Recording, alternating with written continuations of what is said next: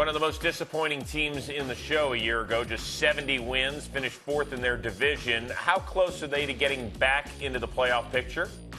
Not close at all. If you're going to pitch like they did last year, and their bullpen's going to be like they did last year, period. End of story, Chris. Cincinnati Reds were the only team that had better starting pitching than the New York Mets.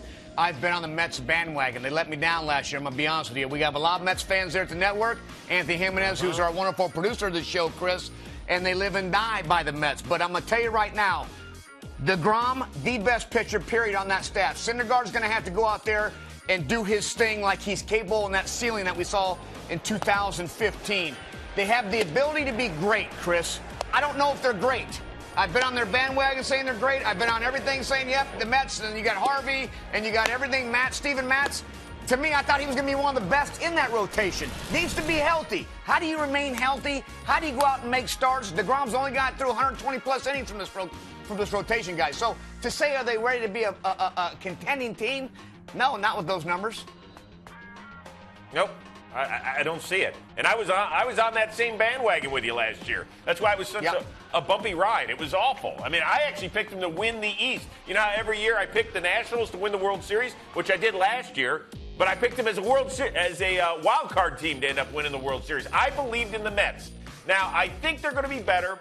I love that they got Mickey Callaway, although it's going to hurt my Cleveland Indians. I think he's going to be a fantastic manager. The problem is, the one thing he can't teach the rotation what to do is how to stay healthy. I'm sorry, I've got too many question marks about all those guys through and through, with the exception of DeGrom, and he's been a guy that's battled injuries over the years, so I don't see it. I mean, if they get to 500 this year, I think that's a huge step up for them.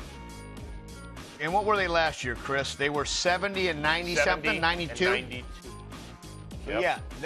Yeah, it's easy for us to sit here on a talk show and say, yeah, they're gonna be great. Well, there's a lot of ground to make up to be great. So we'll see how it goes. So let me just ask you a quick question. I think it was yesterday or 2 days ago when I asked you after the Giants had made their moves and they had the worst record in the National League, and I asked if they were a playoff team. You said yes. So they actually had a worse record than the Mets. Trending. I like the acquisitions of Longo, McCutchen. Offensively, they need to get better. They are old, trending old, or trending as a veteran leadership. I don't know. Remember, we talked about that. But I just said trending.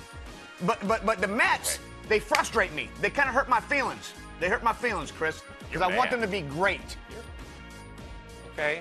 Well, yeah, we don't think they'll be amazings. We think they'll be averages.